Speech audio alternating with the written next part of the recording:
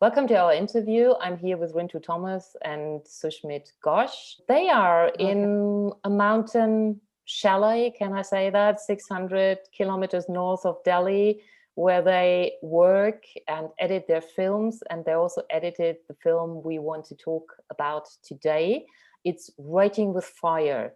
It's on a Dalit newspaper. We come to that later. What is Dalit? Khabar Lariya, and how they're going digital. And well, that's a story we have all over the world, but this is special because it's a newspaper all run by women, and women who also fight difficult circumstances.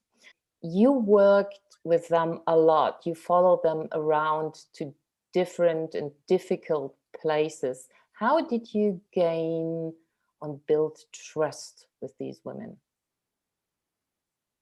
Trust is of supreme importance for the entire body of work that we've had so far. This is our first feature-length documentary, but we've been independent filmmakers doing a lot of short nonfiction in India. And the idea is always to make the other person comfortable with our presence and our intent, and we have very frank and honest conversations around what we want to do. And filmmaking is in its very nature. You sort of inhabit, you sort of are in a position of telling a story that is not yours, of a reality that is not yours. So when we approach people, it's always conversations first. We don't roll our cameras, and friendship is very, very important to us. So even with Khabar Lahariya, when they asked us why we want to make a film on them, we said we don't know what the story is going to be, but we would love to have the opportunity to really go behind the resilience and the strength and the courage that they represent. They are ordinary women with like an extraordinary spirit, and the opportunity to tell that story in an intimate way is really the takeoff point for us. And we spent a lot of time with them, with their families, with the entire team, and very slowly, built our inroads into the different spaces, professional and personal, that they inhabit. And eventually, we were talking to Meera on a different panel the other day, and a similar question was asked to her, and she said, I don't know when they became a part of my life and furniture. They actually became furniture. I really didn't realize that. And that's the sweet spot. That's a gift. How long did the process take, like from your very, very first idea to the first screening of the film? We thought it would be 2 years, but it spanned to like 5 long years. But that happens with documentaries, doesn't it? It's a leap of faith that everyone knew the characters and us take. And and every time we thought, okay, like maybe this is the year when it wraps up. It would just keep growing and growing and growing till we reached the end of 2019, and we were sure that this is it. We think we have the story. Mm-hmm. So tell us a bit about the newspaper. It was founded in 2002, I believe, and it's operating from Uttar Pradesh, which is a northern state of India. Is it, and they went digital. That's basically what you cover now there on YouTube. So are they important in their region, or are they important for the whole of India? So they started in 2002 as a social experiment, really, where an NGO came in and trained women who were semi-literate in designing their own newsletter, because their stories were completely missing from the mainstream news. And the project lasted for about 6 months. And when the NGO was pulling out, these women had tasted blood and they wanted to continue. So some folks from the NGO sort of collaborated with them, and that was the birth of Khabar Lahariya, which loosely translated means waves of news. And so from 2002 to 2015, they operated as a print newspaper, where the women themselves were the reporters going into the field, coming back, They were managing the back end as well, designing the newspaper. It would go into print, and then they were self-distributing the paper themselves. And they realized that their readership was about 5,000 people a month, because that's the number of prints that they were coming out with. And with the advent of digital, they wanted to explore what it could do for their news making. And so it was essentially a leap of faith for them when they decided to transition from print to digital. Because as you see early on in the film, most of the women were nervous about making this shift, because many of them had never even seen what a smartphone was, let alone have an understanding of the internet, Facebook, YouTube. But it is Mira, who's the central protagonist of our film, who essentially led this shift from print to digital. And their growth has been, we filmed with them for 5 years. They've grown phenomenally, and they've become a very powerful journalistic institution and an extremely credible news outlet in Uttar Pradesh. Their ambitions and dreams are now to spread to other states across India. Of course, the pandemic has, halted those plans for the time being, but they're constantly innovating themselves and constantly finding new ways of presenting not only news, but packaging information in a way that is engaging for their audiences. And an interesting fact is that when they shifted from print to digital, what happened was that more women in the region started consuming their news, because demographically, fewer women in rural parts of Uttar Pradesh had completed this or would complete their schooling. So fewer women would be able to access the hard copy newspaper or read the hard copy newspaper. Because they can't read. Because they can't read. But now, because everything is shifted to digital and everything is online, all they need to do is just go to their YouTube channel or their Facebook page, and the news is available for consumption. And Khabar Lahariya can actually track the demographics using the data that's available behind the scenes. So yeah, they're popular. When I checked today, they had over 500,000 followers. At the end of the film, you talk about, I think it was 150 million views. How is it now? Do you know? I think they've crossed 161, if I'm not wrong. So it's continually on the rise. Yeah, yeah, constantly. And we've already talked about that they're all women, which seems difficult enough, but they also come from the lowest caste, like the Dalit. We used to call that untouchables. I'm not sure if you still say that, but tell us a bit about the role of these people, of these humans in Indian society. You want me to take it? So basically, India has a caste structure that, when we became independent in 47, constitutionally, it's become illegal to practice the caste structure. The caste system basically breaks society into 4 categories, and the Dalit community is considered so impure that they're kept completely out of the caste system. The thing is that we found really interesting about this story was that we had women from the Dalit community who had come together to create their own newspaper, because in popular media in India, the representation of Dalit women has typically been that of victim stories. You do not see Dalit women in positions of power. You do not see Dalit women changing social and cultural conversations. So for us to encounter Khabar Lahariya and the journalists at Khabar Lahariya was phenomenal, because as Indians, to be able to see people who have always been kept outside of the system coming back into it in the most peaceful way possible and reclaiming and redefining what it means to be powerful is absolutely phenomenal. And they're doing it in a way that I think has taken everybody by surprise, because in a world where, news has become more about perception and less about truth, they are going back to the very values of what journalism is. And in the course of doing that, they're fighting for justice, for equity, not only for their own communities and not only for the marginalized, but essentially for the citizens of this country.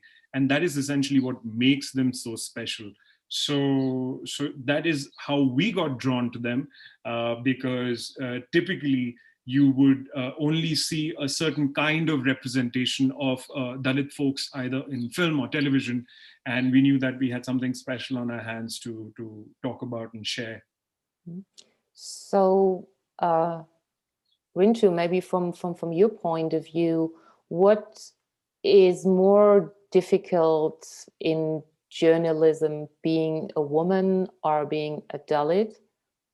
I think it's a very, very intersectional position, and both are spaces, identities that come with their own challenges. But here, when they intersect with each other, it's a completely different kind of reality, and one that I can't speak on behalf of, because it's a very different lived experience of a Dalit woman from rural parts of Uttar Pradesh. I think the most important fact is the reality of the situation is that apart from the reporters of Khabar Lahariya, there are no other women reporters in all of Uttar Pradesh. And Uttar Pradesh is one of the most populous states in India. Mostly women are designated, when they're journalists in these regions, they're designated roles of on the desk, or they're doing fashion, or they're doing, entertainment, these kind of soft things. But for women journalists to be engaging with politics, reporting on cases as they're going live is completely missing. So Khabar Lahariya is absolutely unique in that way, where the reporters are women, and their entire production system, and from editorial to the final distribution, has a feminist lens. And in that way, when you and the second aspect of it, where you're a Dalit woman, what that means is being Dalit is also a very sensorial experience, meaning there are certain physical spaces that you cannot inhabit. If if in many villages, for example, the main area of a village would be the upper caste, so-called upper caste communities, upper caste homes, and the Dalit homes would be like at the edge. They will not share the same water pumps. They will not share the same drinking water sources. There are certain parts in the village where Dalit people cannot, like, physically take be in those spaces. Now, to navigate both these metaphorical and physical spaces, to be able to step out and to inhabit those spaces which are created to keep Dalit women out. And when Meera and her colleagues actively venture into those spaces, they're breaking so many molds just by that act of stepping out.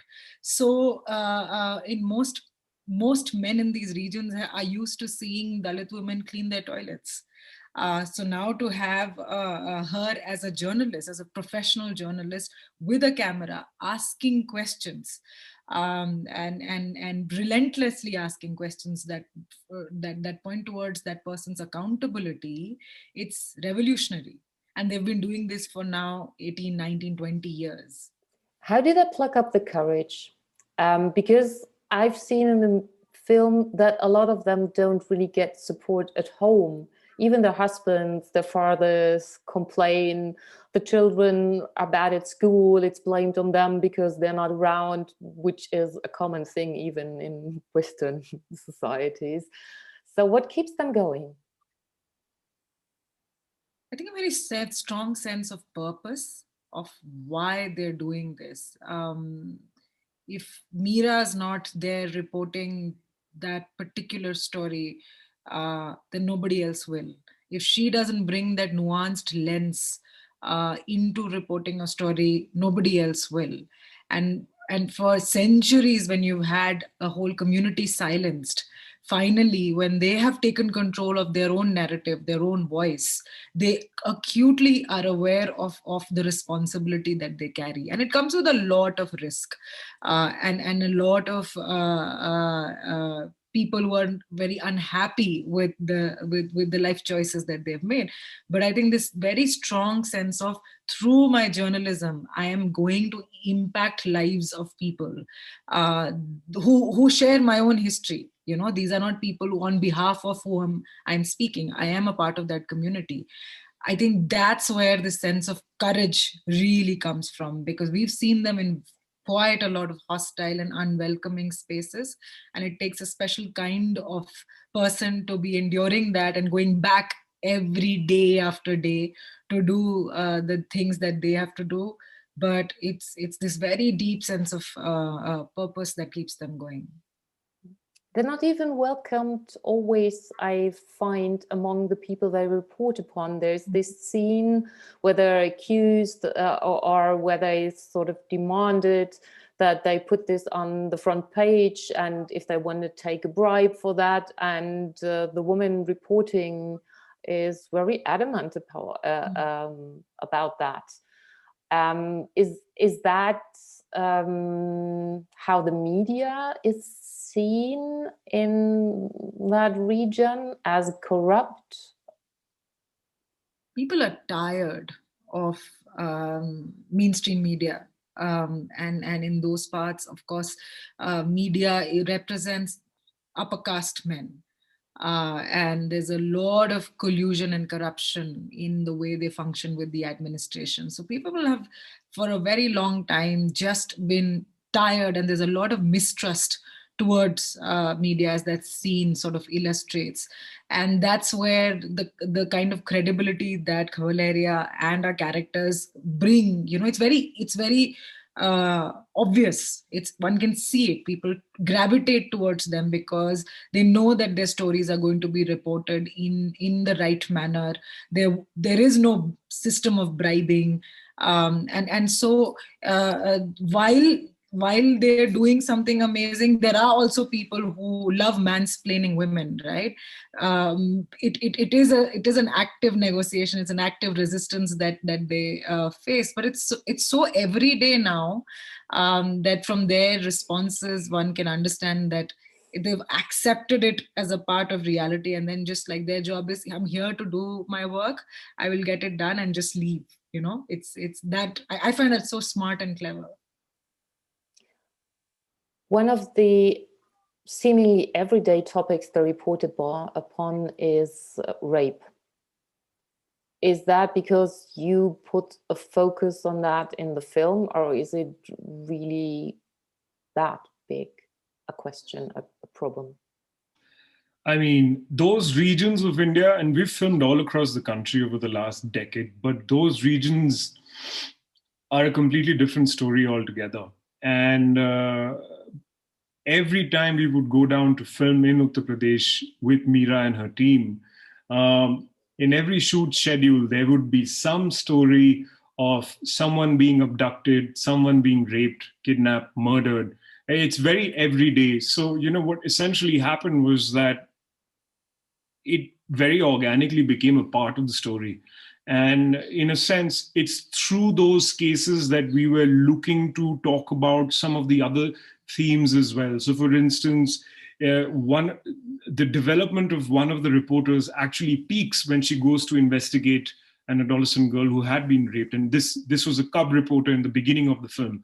But she's able to use her own training and nuance and technology to eventually break a story and find a conclusion to that story. So these are regions that are really, really difficult to be a woman in, let alone being a Dalit woman in.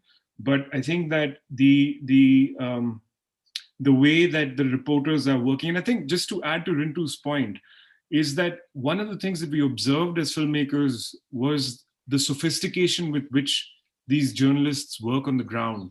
I mean, they're using basic equipment and a 2G or a 3G internet connection, but the way they're able to negotiate in spaces that are so hostile, whether that be while reporting from an illegal mine, or whether that be inside a police station with a terrible human rights record, or whether that be while interviewing a politician who really doesn't sort of, think much of you. The way they've been able to sort of walk through these spaces has been fascinating. And the alliances that they have silently built within these institutions that have historically kept them out has now put them in a position where these same people, including these men who are men in positions of power, have no choice but to allow them into their lives and become their subjects, or when I say subjects in quotes, become people who are actually giving them testimonies for their stories, people who know that if there is a credible journalistic institution in this region, it is the women of Khabar Lahariya. And that's the beautiful irony of their work. They have made their organization an organization that shines and is an exemplar of what real journalism is all about. And now everybody over there knows what this stands for, and silently and sometimes grudgingly respects them for it. So towards the end of the film, they cover the election, and there are some pieces of an interview with a BJP party politician who cares more about shelter for cows. Obviously, there is a different perception of cows in the Hindu religion, and he explains that they represent deities. But I also feel that this rise of the religion again, is that a backlash against women in that region, what they have achieved so far? Is the newspaper even in danger, maybe? I think it's a difficult time to be a journalist in any part of the world right now. If you look at democracies across, right, starting from Philippines to India, Turkey, Brazil, and recently the US as well, whenever you have a rise of the right or totalitarian leaders, the first sort of set of people who are under threat would typically be people who are instrumental in ensuring the health of a democracy. And they would be your journalists, your scholars, your academics, your students, and then of course come women. So yes, there is a lot of risk to the work that they're doing on the ground in India. But having said that, just for context, this is the question that we would always ask them, like, how risky is it for you now than when it was 5 years ago? And one of the things that they will always come back to us and say is that it was always risky for us. The fact that we are Dalit women stepping out of our homes and challenging a system that is meant to keep us out is always risky. So fundamentally, for us, nothing changed. It just became risky for you lot, and you can feel it now. And that's why you're talking about it. But, we've always been in this kind of an environment for centuries. And that is essentially what we're challenging through our work as journalists right now. So, yeah, it's not easy being a journalist. Yeah. So how did they feel about the film the women portrayed, the journalists? For us, really, the world premiere happened a week before Sundance. We drove down to Uttar Pradesh and got a little hut, put up a white sheet for the screen and got a projector and, played the film for them. And honestly, we were a bit anxious because this was the first time they were seeing 5 years of their own lives, like talking back to them. So there was a silence in the room after the credits played out, and then they just got up and just started clapping and hugged us. And I think the one thing that would stay with me is when they said that you have captured a moment of history in our organization, in our country, and in the world. And we transitioned, but there's so many milestones that you sort of forget because you're so thick in the middle of it. But just to see our story from somebody else's eyes has been such a different experience, and we'd love for the world to see the film. So that felt very, very special. And because of COVID, like not everybody in the team could watch it. The main characters did. So it's a dream to, when the world normalizes a little bit, get a mini theater of sorts and get everybody and their families and like watch the film together. So the world has started to watch the film. How has been the reception so far? It's been phenomenal, to be very honest. I mean, in a selfish way, it sucks not to be able to physically travel with the film and sit in a theater with an audience and, you know, experience an audience reacting to the film, or traveling with Mira to actually present the film. But, you know, the film's played in a bunch of festivals across North America, and now it's come into Europe. We've been getting a lot of emails, messages, and we've also used these opportunities to actually have Mira and Sunita and Shamkali, who are the three protagonists in the film, talk to virtual audiences about not only the film, but their work. And it's been exciting for them, because this is the first time they're experiencing an international audience essentially responding to their work and to their journalism, and more importantly, to them as women.